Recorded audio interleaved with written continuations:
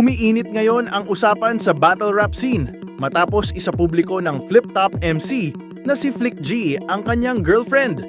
At hindi basta-basta ang pangalan. Ang ipinakilalang jowa niya ay si Ruby Umage, isa ring kilalang battle MC mula sa Motus Battle League.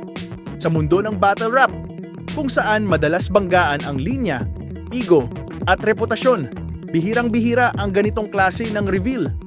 Kaya naman mabilis itong pinag-usapan ng mga fans. Nagumpisa ang lahat nang mag-post si Flick G ng isang caption na agad umagaw ng atensyon. Anong gagawing chorus? No! Speed rap verse yan! Isang linyang very Flick G ang dating. Pero mas naging intriguing dahil kalakip nito ang larawan nilang dalawa ni Ruby. Para sa mga nakakaalam ng estilo ni Flick G, alam ng lahat na hindi siya mahilig sa pa-sweet o pa-romantic na posts. Kaya lalong nagulat ang marami sa biglaang paglabas niya ng personal na buhay. Hindi pa doon nagtapos ang usapan. Sunod-sunod pa ang lumabas na posts kung saan makikitang magkasama silang nagdadrive, relaxed, tahimik, pero ramdam ang closeness. Para sa ilang netizens, malinaw na hindi ito biglaang fling lang. May lalim, may comfort, at may kumpiyansa sa isa't isa.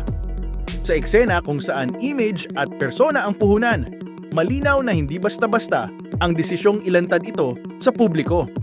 Mas lalong uminit ang chika nang mag-post naman si Ruby Umage ng isang linyang talagang nagpasabog sa comment section. Ruby Umage versus Flick G soon. Sa battle rap culture, ang salitang versus ay hindi biro. Kaya agad na nagtanong ang mga fans, ito ba ay biro lang, promo, o may posibilidad bang isang playful na exhibition battle? O baka naman, simpleng confidence flex ng dalawang MC na parehong malakas ang pen game?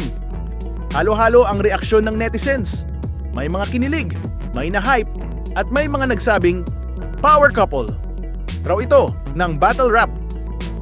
Flip Top at Motus nagsanib.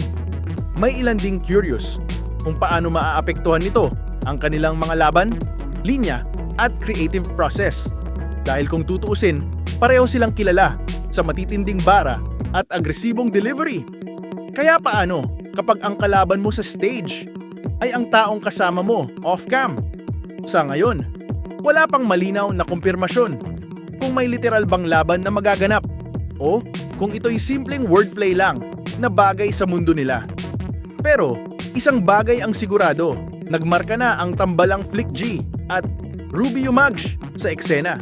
Hindi lang bilang MCs, kundi bilang isang usapang hindi mo pwedeng balewalain. At ang tanong ngayon ng marami, hanggang saan kaya abot ang tambalang ito? Sa love life lang ba?